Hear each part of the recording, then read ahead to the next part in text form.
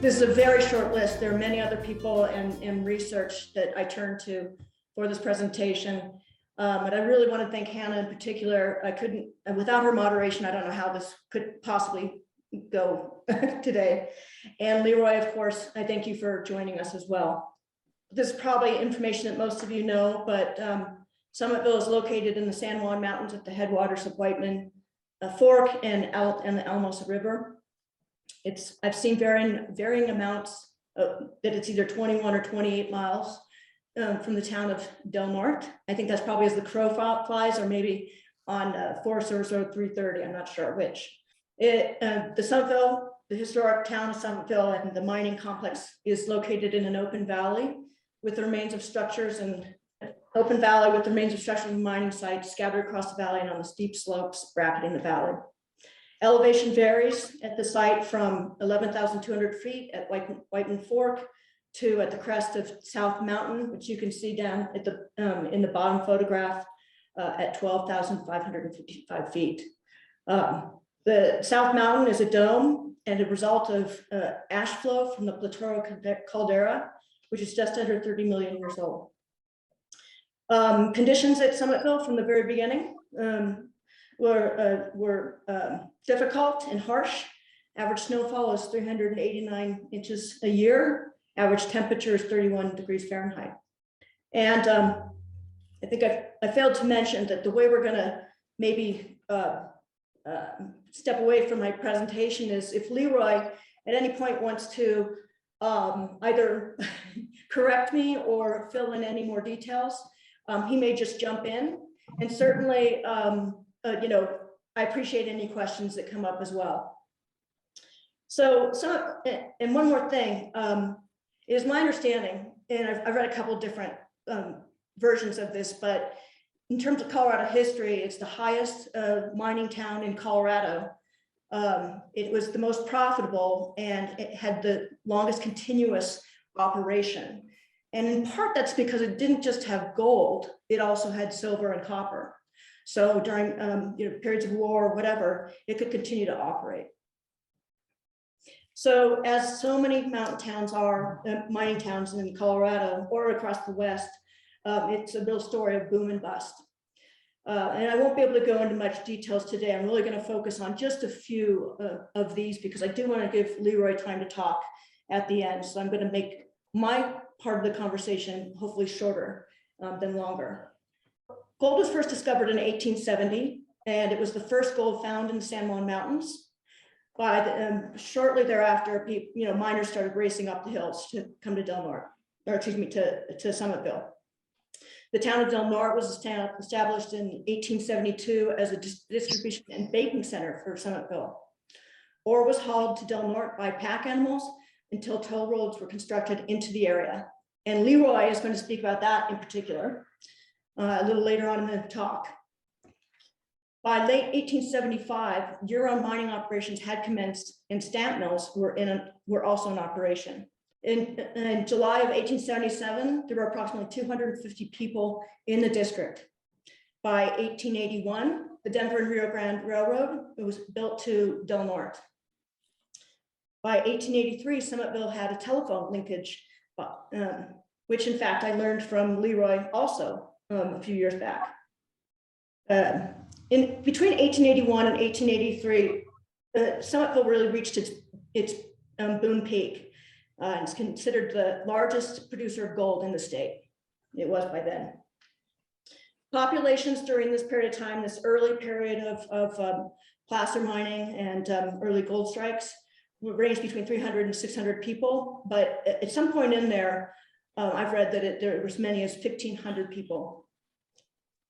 At its zenith, or at its height, there were 14 saloons, a newspaper, 2 general stores, a signal station, an assay office, 5 eating houses, a bakery, a butcher shop, a feed store, a lumber yard, 3 blacksmiths, a cobbler, and 9 mills. But just as I said, it was both boom and bust. Between 1883 and 1887, the town was largely deserted and almost destroyed by a forest fire. While toll roads were still being constructed to the mine, it was largely deserted. In 1887, it appeared that most of the mines had played out and people left. By 1889, there were only 25 people left in the camp, which had plummeted from 600. And while I won't mention it, I won't go into the history of Golconda, a mining company. They sold all of their stock at that period of time. Leroy, do you have anything to add? In the very beginning slide where it showed Mr. Cole Yes. as being mine foreman, Sky City is different from Summitville. I thought so too, but Yeah. it was the caption. Now, Senator Tom Bowen was, of course, a very important figure in Summitville. Little Annie was his prize possession, you might say. And he also made a strike over at a later date at Sky City, which is just the other side of Mesa Mountain on the head of Wanamaker Creek. So, of course, it never panned out near as well as Summitville. Yeah, I've heard that the Little Annie was by far the most important mine Yes. at Summitville. Yeah, but his adventure at Sky City just never did pan out very well. Thank you for that. Yeah, and I know that Summitville was originally called Summit, for example, it but I was, it was referred to as the Summit Mining District. And then when people actually started living there, then it eventually was called Summitville. Yeah, And, that makes sense. Yeah. And unfortunately, because of the shortness of this lecture, we won't be going into the corporate aspects of this mining town, of which it's very important in terms of the history of Colorado. Yeah. Corporate mining town, I should say. Yes.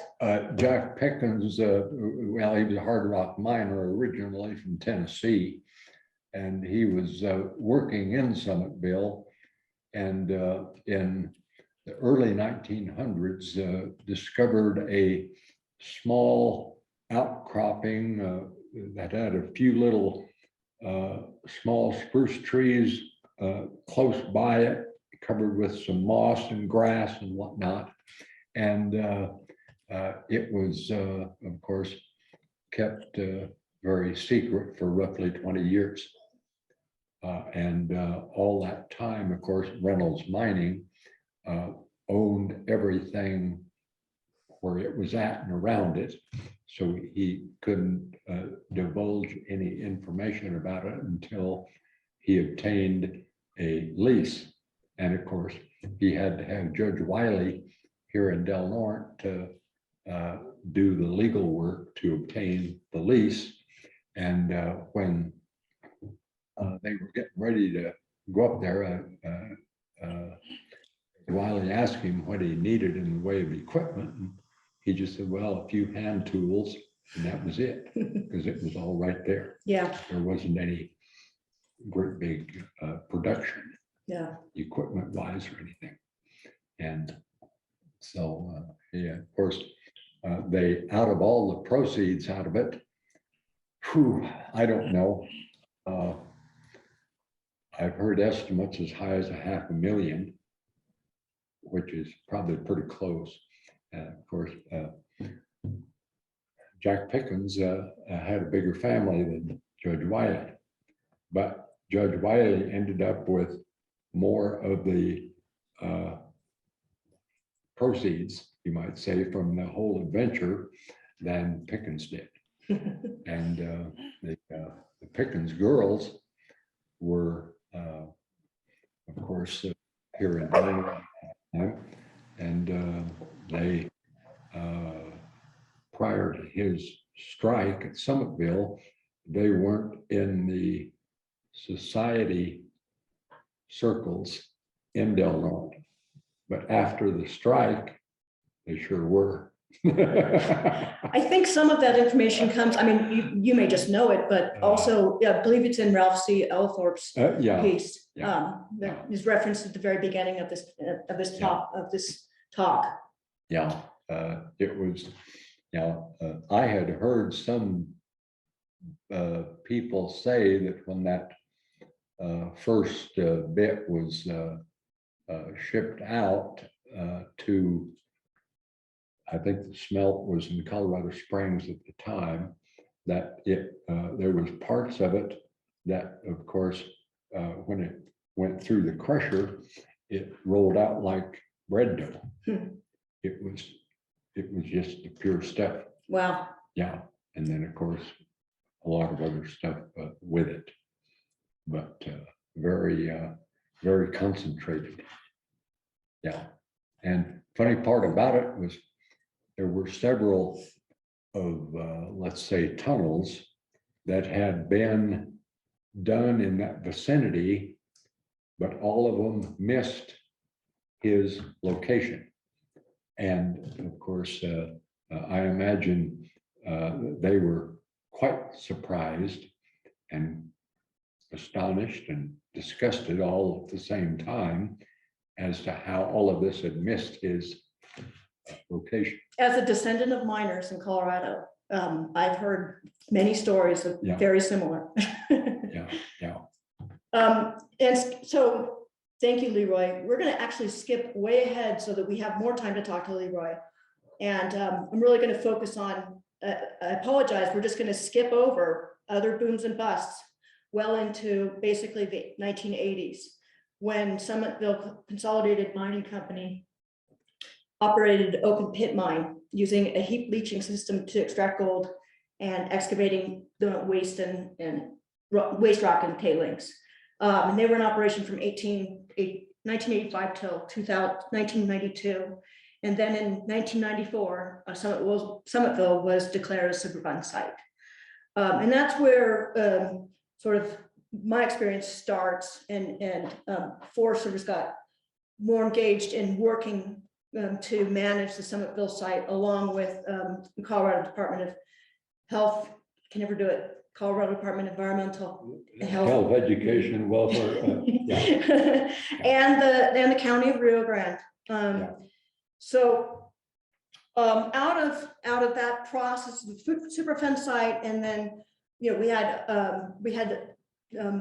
had cultural resource management firms go in and document the sites that were still in existence after 1992 and after Superfund site work had been started, because of course a lot of the sites had been eradicated, both during the open pit mining and then as the Superfund site was brought up to code, or I don't know how you would describe that. And so starting in 1992, we knew of 16 remaining mining structures or features out there in the landscape, and so those were re-recorded, and then 4 more were found. And then more recently, the Colorado State had asked us, the state of Colorado had asked, it's difficult to manage a site such as the Superfund site when there are multiple agencies involved. So in 2017, a land exchange was initiated. So out of this, and I'm showing a slide now, these are some of the reports that came out that documented both the site, and then as a result of that land exchange, it led to, I won't go into too much detail, but we had an eligible site, and a land exchange causes an adverse effect. So in order to resolve the adverse effect, we hired the Forest Service, the state hired Alpine archaeological consultants, and they were contracted both through site recordings, a condition assessment of the historic aspects of Summitville, particularly, what we thought were the 4 most eligible sites, and a preservation plan. And during that time, that is when I met Leroy. I was up at Summitville giving a presentation, and Leroy came up with Commissioner John Knopfler. And so Leroy entertained me with many, many stories and history from the area and from Summitville. And it led to another project between 2019 and 2022, where, because Leroy had mentioned, and I knew some places that maybe hadn't been recorded, we put together a contract to have some new locations recorded, new historic mining locations recorded. So this is going to be real quick because I want to get back to Leroy. This is my summary of a collaborative effort, which required, different agencies, different cultural resource management firms, the Forest Service, the county, interviews with people like Leroy, and then as an archaeologist and resource specialist, it's my job. And this here I'm talking about the 2019-2022 project. It's my job to kind of, I had to put together a statement of work, which meant that I had to figure out where sites might be located in the Summitville area. So this is a crazy map that you're looking at right now, but I'm gonna just take you through a couple steps and see if it makes sense. First time I'm trying this. So as I said, this project was initiated with the Summitville land transfer in 2017. And you can see here, and the second project was the grayback timber sale. And the grayback timber sale, which you start with, is an analysis area. And in terms of heritage, we look to see, we use a predictive model, we look at what might be present on the landscape and try to figure out we might need to record. So here's an image of the boundary, the analysis boundary of the timber sale, and two roads that we knew were old logging roads. And so that's kind of where we started. And you can see to the hatch marks at the bottom left is a rough approximation of kind of the county line as it stands now, or the county area. We used sites that were recorded from that 1994 report that was based on the Superfund site. And those sites show up, those are the 20 sites I talked about previously, the 16 known and the 4 new ones. Those show up in the bottom left corner. And then adding on to that, we used another Alpine archaeological firm had done another project where they had identified a portion of the old wagon road in 2014. You can see it up there in the blue. So we knew the wagon road was in that area, and Leroy had told me also where the wagon road was. So we knew we knew some of where it was.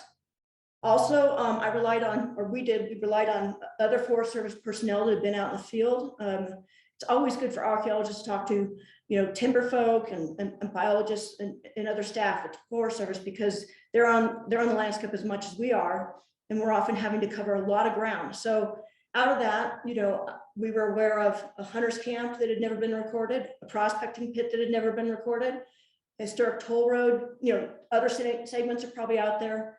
And then finally, a very old stamp mill, which may be related to a historic cabin that had been recorded previously. And then we pulled in the historic government land office maps, the one that was produced in 1882. It's a surveyor's map. And so it's hard to see in here, and it looks like I had it better identified previously. But using georeferencing, I was able to sort of look at what was depicted on the old GLO map and kind of figure out where those toll roads might be on the ground. And then again, interviewing Leroy Fuchs. And just to summarize that, and unfortunately, I'm very sad to report that I lost a map just this afternoon, and so I can't show you the results of all of this survey that was done between 2019 and 2021, I believe. But I can point out two finds. We have a historic stamp mill complex, and what's fun about this is, and Leroy will probably talk about this, I hope, about maybe your great-grandfather. It was associated with Dr. Richard F. Adams. He erected a stamp mill along the north side of Whiteman Fork, which was previously known as Whiteman Gulch, in the fall of 1874. It was also referred to as the Aztec Mill, and began operation in the spring of 1875, and was the first mill to process ore in the Summitville district, in the Summit district. The second set of finds were, we did find a number of segments of old toll roads, wagon roads, and the old military road that comes up from Whiteman Creek, Whiteman Gulch or Fork. And so, but again, I could only find one map that kind of highlights that. My apologies. You can barely see it, but you can see we recorded probably, I believe, 4 or 5 segments of different old roads. That is the summary that I am going to give, because I really want to hand it off to Leroy to talk about. And I should introduce Leroy a little bit further. He was a school teacher in Del Norte for 16 years, but he taught in other parts of Colorado. You described yourself as teaching basic science, physics, biology, chemistry, and earth sciences. And you also told me that right before you retired, you learned how to use a computer a little bit. Very little.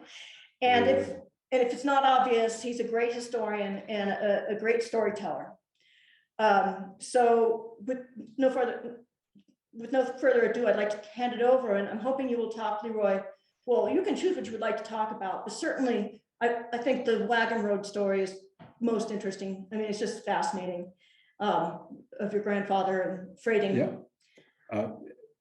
My great grandfather, George, after his discharge from the Union Army at the end of the Civil War, him and his bride Sarah were married in Illinois, 1867. Shortly thereafter, arrived in Colorado and lived northeast of Del Norte at a little village called Loma, where their first 3 children were, of course, born and died in infancy, 1868 to 73, somewhere in there. Anyway, he was an ox freighter by, I guess, training and whatever, maybe learned it in the Union Army. But anyway, from Pueblo into the valley, and was with the crew that hauled the first heavy equipment into Summitville in 1874, 75, somewhere in that area. It went up the West Fork of Frisco Creek and up over top of Bennett Peak, down and following the top of the mountain over to Grayback, and then eventually on into Summitville. And I imagine there were quite a few individuals that were involved in the whole thing, and they used it for a few years until a better route from Grayback down Pinus Creek to the present County Road 14 and Forest Service Road kind of followed later. But it was quite an adventure to get equipment in to such a remote area at that time. When the big mill was built in the mid-30s in Summitville, they used the road up the Reitman Fork from Stunner on up to Summitville, which was better access year-round than the one out of Del Norte because of the difference in elevation and so on. It was much easier to use and so forth then. But it in more, I guess you'd say, modern times, the portion of the road from Grayback over to Bennett Peak was taken up by 4-wheelers after Second World War, with their Jeeps going fishing over to San Francisco lakes. And it was, I guess, quite an adventure. And I've been on the road, but not in a vehicle all that much. I've heard it's still quite an adventure. Yeah. And so anyway, that was, I imagine, for the time when transportation was the way it was, horses, oxen, everything else involved, I imagine it was quite trying at times. It was, I imagine, of course, later on when the road Pinus Creek was used considerably. Why, there was a section of it that was referred to as a toll road, where they evidently charged a certain amount of toll from, I imagine there was, the location was known as Tollgate Creek. And the old cabin is, a part of it is still there. But it was, I imagine, permissible at a certain time to charge a certain toll for people going over the road, especially, I imagine, for freight and stuff like that, which was all done with horses and mules and so on. But of course, nowadays, go up there probably in an hour, and then it took several days probably to get there, at least one or two. So, Well, speaking of that, mail used to be transported via snowshoe, oh, right? From Del Norte Yeah. all the way up to Summitville. yeah, they two two of my former students, when I taught here at Del Norte, the Myers brothers and the Gates brothers, their fathers went to grade school in Summitville when they had school up there. Their fathers, of course, worked in Summitville, and they were in grade school up there for a couple of years in the late 30s. And it would be, they're both deceased now, but I imagine their sons would still have some information about what it was like and so on, for them to do that at that time. And so, but in one of the older, in one of the pictures that was shown up here, the caption was something like Lower and Upper Summitville. And I took that to mean the Summitville proper along the Reitman Fork, and then the upper camp, which was known as the Iowa, was just to the south of the main town of Summitville proper. And there they had a tram, several trams that ran from Summitville up to the upper camp at the Iowa, and to transport people and materials and so on. Some of the oldest buildings we still have there are probably, one is more than likely a saloon or storefront of some sort. It's certainly the nicest constructed. And then the boarding house also is quite Yeah. old, 1886, as I recall. I could be wrong about that. Also known as the Bowen boarding house or the Chandler. Yeah. It was the Chandler was one of the main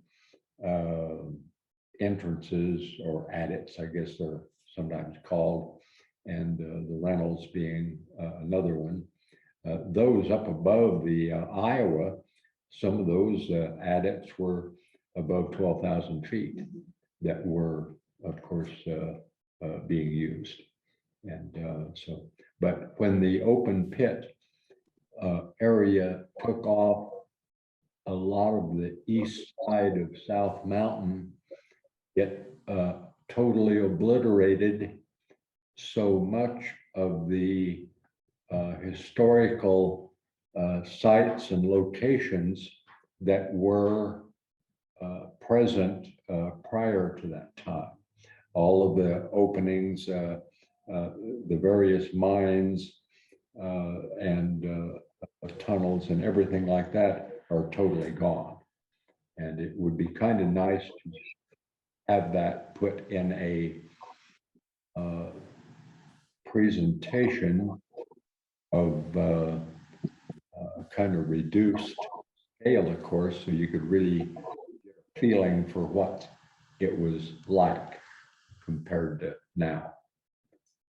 Yeah, it's a tough project for certain, Yeah, just to yeah. try to figure out where those Yeah. places might have been. Yeah, but with all of the stuff that the mining engineers, all of the compass bearings that they had to follow and distances and everything was measured very, very carefully. So they knew exactly where they were going, and they knew what elevation they were at with respect to others. And so it would be real nice to have that put together in kind of a stacked arrangement so you could kind of see where everything was. Mhm. No. Yeah. No. But I know one other thing you wanted to talk about was your father's and your grandfather's, I believe, a relationship with Jack Pickett. Sorry, Pickens. yeah, yes. They when my grandfather and Fred and my father Hugh were, of course, interested in acquiring a little more irrigation water for their farm and ranch out west of town. They're on Pinus Creek. My grandfather Fred, he knew Jack Pickens, of course, and asked him if he knew of any locations in his travels that would be suitable for a small reservoir that might be developed and used and whatever. And of course, Jack told him he did, told him how to go. And so he told him you have to drive up to the old toll gate cabin and then follow the old cow trail that was there down the creek for about a mile. And it would be right there. And so sure enough, they checked it out, and that's where it was eventually built. The infamous Fuchs Reservoir. That Fuchs Reservoir built in the late 30s. Yeah, yeah. And that's another story all in itself. The original filing was, I think, 1930. But then, of course, the Depression came along, and the two banks that were here in Del Norte at that time, my grandfather and father had their money in the one that went bankrupt or belly up. And of course, they ended up losing everything that I think was going to be planned to get things rolling a little bit sooner than they did. And by the time they finally got to where they could do it, why it was, they first started in 1938, but didn't get much done the first year as much as they wanted to because of the fellow that was. But you don't try to do it all yourself. The fellow that was contracted to do it was a fellow by the name of Pageant from out in the Sargent district, and he had some rather large wheel tractors, but of course, in all the clay, mud, and everything that was present at the reservoir site, they didn't get along very well when it was raining. And so the next year, then Mackey Construction out of Monte Vista was the one to actually finish it and do it like it ended up. And it was finished in the fall of 1939. And but it's been quite I imagine it was quite an adventure. Yeah. To do that kind of an operation. And So I was thinking we could open it up to questions. Unless there's anything else you'd like to share on this very short talk. Well, it might be worthy of note. A lot of other people know about it, but one of the hard rock miners in Summitville, well, two in particular, Acer Pangburn and then his younger brother Frank. Frank, of course, was a super skier, and he would be able to traverse the ski slopes and do everything probably much better than anybody else. And then another one that was very prominent was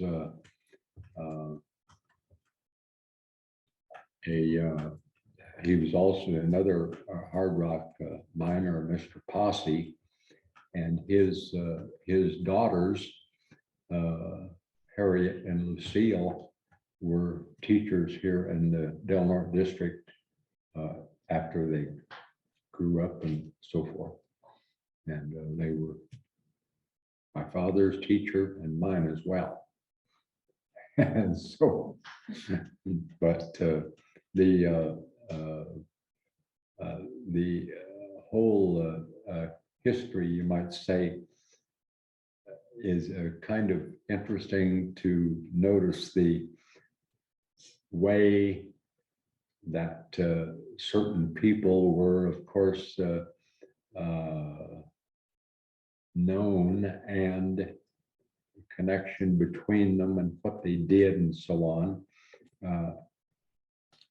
in later life. Judge Wiley's daughter was Bernice, and of course her maiden name was Hirsch. She taught in the grade school here in Del Norte for many, many years. In fact, she was my father's grade school teacher many, many years ago. And so it's just kind of interesting that how those things happen. Yeah. Well, I think it just, the whole point, when I thought about, either just giving a history of Summitville or asking you to come in as well, I just want to reiterate that it really takes a village. It is a collaborative effort as an archaeologist and trying to piece together the history, and we could not do it without some of the articles that I've read, and certainly interviews with you and others, and just the history of Del Norte and Summitville in particular. Yeah, the stamp mills that went in the early days of Summitville were designed to simply crush the rock and release the gold from the rock, and it didn't involve any chemical process like was later used.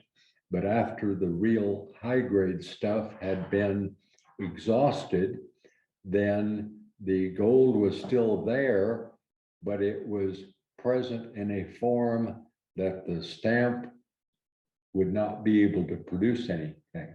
So they had to go to the chemical process, which was then the result of the new mill that was built back in the 30s, mid 30s. And then that's when they started processing things with chemical means.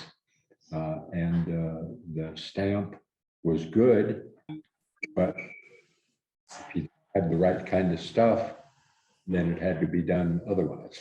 Well, even the Aztec mill, 1874 is very early for a mill. And initially it was just a stamp mill, but then they did introduce a steam engine to it later on to try to, but it functioned by using, it diverted water from Whiteman Creek through that chute that you can still see today, that's excavated into the bedrock. And there's various pieces all around that area, which is just east of the tailings pond or whatever that is called. I don't know, term for it, the gross pond. Yeah. That pond there at Leach the pond. present site, that is roughly where the site of the new mill was built back in the mid-30s, roughly. Which And, was enormous. I should have it was, included a photo. And then it up was- above, we think there was a second stamp mill up closer to Crosby Mountain. It's described as Crosby Stamp Mill or something. And there's a photo of it which does not match Aztec Mill, the stamp mill there. So There were several stamp processes that were in operation in addition to the one associated with the Aztec. There were probably several others that were able to process what was being brought out and so forth, because they didn't have any other way to handle it at that time, other than just simply crush it up as much as possible. And when the new mill that was built in the 30s, when it was going, they used what was called a ball mill in a couple of huge tanks with metal balls, cast iron, that were, of course, crushing the ore that was put in, and then they would eventually have to be replaced because they were eventually worn down and so forth. But that was the method that replaced the stamps. well, and some of that's displayed out near the interpretive signs. Yeah. And I should have mentioned that as a result of some of these projects, the reports that were where we enlisted cultural management resource firms, we do hope to, and the county is really spearheading this, seeking grants. And because of the preservation plan and the condition assessment, makes grants easier to obtain. And the goal is to do some more interpretation. And I would love to see even that the remains, which are minimal, of the Aztec mill stamp, the Aztec stamp mill, for example, or some of the toll roads that you can observe from just the road itself. Yeah. And the saloon. It's a pretty cool structure too. And it's just covered, the landscape right there is just covered with old liquor bottles. All fragmented, but just, deep piles of them. Yeah. Old liquor bottles too, not just, we're talking from the first period of time. The first boom of Summitville. It may not seem like it's kind of hilarious and humorous at the same time. When I was working security at Summitville from 95 to 01, I was in the guard shack one day, and this elderly fellow came in and introduced himself, told me that he had worked in Summitville many years ago, and that, of course, he had been interested in artifacts from the old days and so forth. And so he was telling me that he happened to run into a couple of, well, it was a small party of young people that were interested in the artifacts and digging and so forth, like he did years ago. And so he was talking to them, went up to where they were working there at one of the old cabins, and he kind of visited with them a little bit. And they said, well, they had found a spoon and some other little metallic items. And so he was, he got a big kick out of telling me about it. And so he said, they were telling me all about what they had found and how easy it was digging right here rather than over here. And he said, well, all of these cabins or houses really that were built, the black tar paper houses whatnot. All of these houses, each one had an outhouse. Mhm. And so he said they were down about 3 or 4 feet. And had remarked about how easy it was digging. And so then that's when he told him that. And he said, it was just like they had been shot up out of there. They realized what they were digging in and they just jumped up out of there. He said it was so funny. Outhouses are notorious for having old artifacts and often complete bottles and things. That's especially if you're trying to hide the fact that you were drinking whiskey. Yeah. And but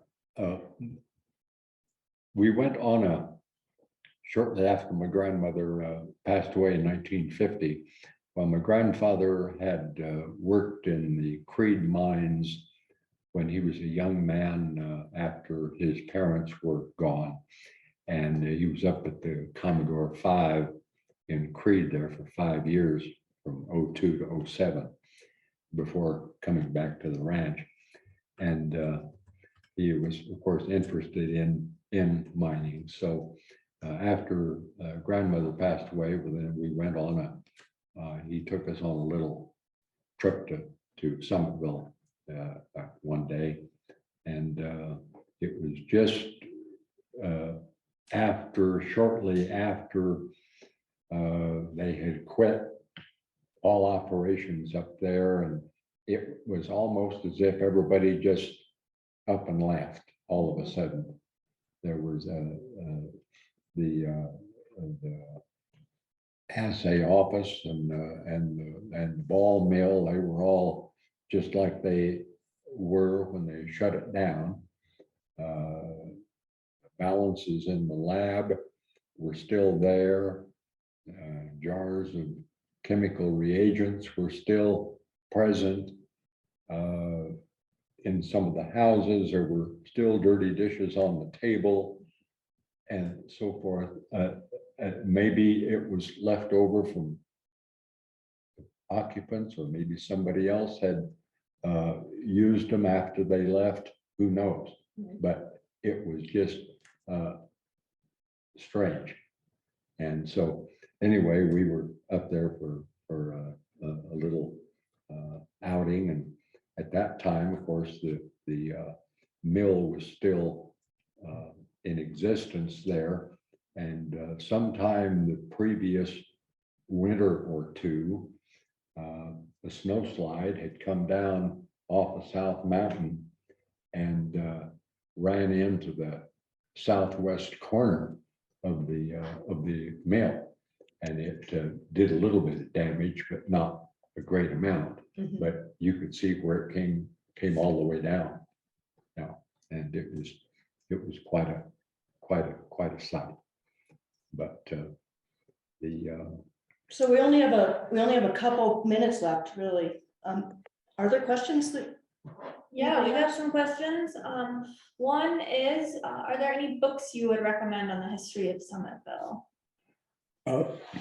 the best one that I can think of is written by, I think the fellow's name is Houston, Yeah. that wrote the book about a gold camp called Summitville.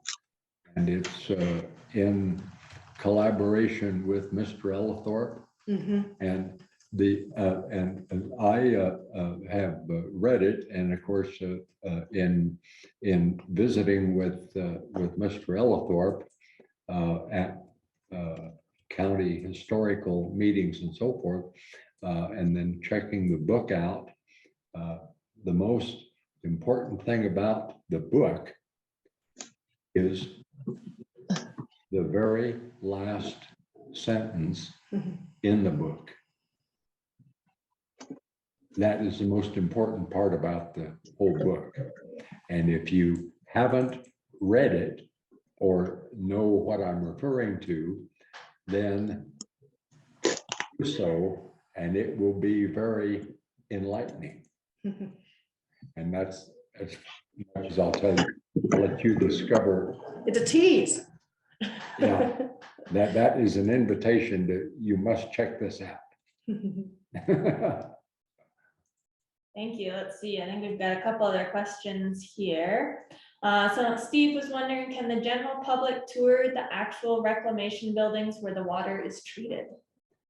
Do we know the answer? They They have, have done tours. we In fact, were on Leroy the and tour. I met on one of those tours. Yeah. It's still run by the Colorado Department of Environment. I cannot remember it, CDPHE. Yeah, They have a new, and they do conduct tours. We haven't done it since COVID, but we used to do them quite regularly. Yeah, Angus Campbell, when I was security in Summitville, he was one of the head people from Colorado Department that was involved with checking up with what they were doing and everything. And then, of course, Bureau of Reclamation was there with several representatives for quite a few years. We have another question from Larry. Him and his boys would like to ask you, Leroy, if you have a fun story or information about the gold boulder. The only thing I know about it is what I was told by Mr. Ellithorpe himself and others that were acquainted with the whole, I guess, situation. And I heard several people say they didn't know how many times that boulder had been moved by a bulldozer as they were doing road work and whatnot in that vicinity before it was discovered how valuable it was. And all For of those that the, don't know, it's what, 14 pounds? Or is it more? oh, no, it was. It's huge. was- It's at the it Denver was- Museum it of was- Nature and Science. Yeah, it's at the Oh. Denver Museum, yeah. It used to be referred to as natural history, but then it's nature and science now. But anyway, that's what I'd heard several people say is they didn't know how many times that boulder had been moved by the dozers when they were doing road work and various things like that in that vicinity without knowing what they had. Yeah, and some of them, I imagine, were saying, oh, gee, and we were sitting on top of it, but we didn't know what we had. Yeah. But it, in the samples that I have heard it taken, I don't know, it was very, very rich, but I don't know it, I don't remember the dollar figure as to what they estimated it's worth being or anything. I don't remember that without checking. I it have out. notes somewhere on it. They're probably in a box. I think it's in that book of Mr. Ellithorpe's, along with. Oh, undoubtedly it is with, probably in the Ellithorpe one that with it's, Houston, yeah, Yeah. on the Houston one. yeah. Let's see, I think we got a couple more. So Scott said, I remember seeing Summitville in the 80s or 90s. I was saddened to see so much of the area obliterated by the strip mining. My memory was that there was a mountain there that is no longer. Is that correct? The strip mining. The east side of South Mountain was pretty well taken off by the open pit excavation, and then of course the formation of the pond where it was all cyanide treated to the east of that. But the overall South Mountain, there's most of it is still there, but the east portion of it was removed during Galactic's work up there. Let's see. That's most of the questions. Someone had a question about gold panning downstream from the processing facility. Is that recommended or? Offhand, I would have to answer it in this way. It would depend on where the boundaries are between what is considered mine property and whether access is allowed in certain areas. If it's owned by the forest, then I imagine it would be permitted, I'm guessing. But if it's under private ownership, whatever, I imagine it wouldn't be. And that's my guess. And the ownership is still, I believe, a little bit unclear between the county and the state. Yeah. And even the Forest Service, because the land exchange has happened so recently. Yeah.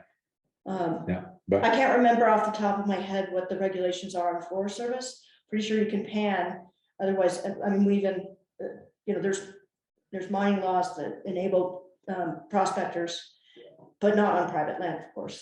And not on state land either, because that's a Superfund site, and there is not access to some of the Superfund site. Yeah. Without permission. But the old stamp mills, once they were done crushing it in their operation, how thoroughly everything that was crushed out was taken, I don't know. Well, it's I described imagine in the there was- 80s that they went back to the tailings and waste rock. Yeah, I imagine there was still quite a bit to be gleaned from what was left over. And You should go up there. yeah, and how much a person might find by panning, I don't know. Yeah. I don't know. But it's kind of interesting, the activities of mine exploration by the old timers in that area. One in particular was the Summitville brothers that were prospecting on the west side of South Mountain and Cropsey area in the wintertime. And exactly what happened, I don't know, but they were both killed in a snowslide on the west side during their adventures. And that area that is in the headwaters of Iron Creek is referred to as Summitville Flats. Exactly. And so named, of course, in their honor. But after Pickens made his big strike in Summitville, there was lots of reports, and many are probably valid, of high grading going on, and various things there, and especially by people that didn't, well, maybe they thought they knew and wanted to maybe improve their lot in life, which is, I guess, okay, but how you do it is another question. But one fellow in particular, him and a couple of other guys from Del Norte here, they were looking for a way to, I think, high grade from one of the sites that may be connected to what Pickens had done or in that same vicinity. Anyway, they were caught in a snowslide and they didn't find him till the following spring. And so there was all sorts of strange things like that that happened. But they always, in many times when the mine was not actually running, they would have security or watchmen or whatever kind of protecting mine interests on by having somebody on site. And so they evidently sometime, I am guessing in the 20s, whatever, received word by very elementary telephone that watchman had passed away in Summitville. And of course, they sent a crew to go up and bring him out. And of course, Frank Pangburn was one of the principal people in the crew. And so as they were going up there, exactly where they were at, it was quite a few in the crew, and they were evidently not going as quickly as he thought they should be going. So he told them he was going to go ahead, and he went ahead and arrived and found the people that were there with the watchman. They put the body on a toboggan of some kind, and then he brought it on down and met the party somewhere below Summitville on the way they were using the Pinus Creek Road at that time, I imagine. But it was quite a deal. Perfect. I think we have two more quick questions. Scott, I think, raised his hand to ask a question. You can go ahead, Scott. Hi, sorry about the dark picture. I appreciated your comments about how quickly the mine was abandoned at one point. I'd noticed at the mine at Axtell mine, which is downriver from Platoro a little bit, and then back up the end of the mountains on the what we on the Caneos call the toll road. I don't think it's the same toll road you referred to, but noticed that there were neatly stacked logs near where the steam engine had been, where they were running the I'm sorry, I forgot. There's a term for the mule something that they'd use to pull the cable out from the mine and move the cars with.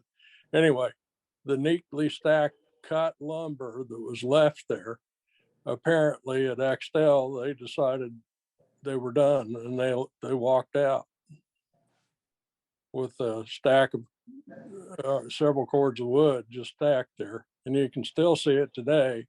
It's probably not going to last too many more years, so it's all pretty soft.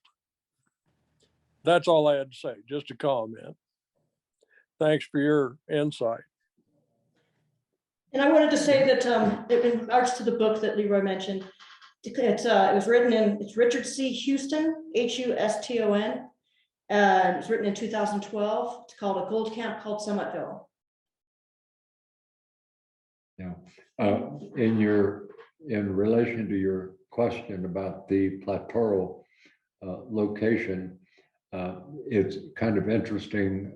Platoro, taken from the Spanish translation, refers to a place of gold.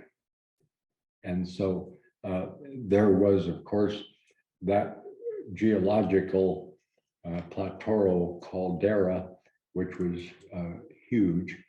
The Summitville area was just a small little kind of area within it that kind of pooched up there by itself, but it was very minor compared to the Platoro caldera itself. And, Well, and there's lore that the French and the Spanish were trying to find gold up at Summitville in the late 1700s. I don't know. Lots of stories have been done through the ages about various riches being found and hidden, and so forth, I don't know. But of course, one area not really close to Summitville itself, but it's right near Wolf Creek Pass, referred to as Treasure Mountain, is supposed to be the general location where some of this was hidden at one time. But it's an extremely rough area, Treasure Mountain, extremely rough. Yeah. Okay, I think we got one more quick question and then we're gonna have to wrap it up. But someone was curious if the current if the snowfall number you gave was current or historic. That figure comes from maybe even from Ellithorpe in 1971, so it would not be today's average. Okay, well, thank you all so much for providing all this information and stories, and I hope all of you enjoyed it, and thanks for joining us today. I'm gonna announce our door prize winner. It's Aleph Rena. So we've been in touch with you, and so thank you all for joining us. We appreciate it, and we'll be back here next month on November 16th. We haven't settled on the topic yet, but look out for that on our social media. And if you have any other questions, feel free to reach out. You can call the Divide office and we'll get you in touch with folks who might be able to answer that. And thank you again, Marcy and Leroy, for joining us and sharing all of this. Thank you, Leroy. Much You're- appreciated. You're very welcome.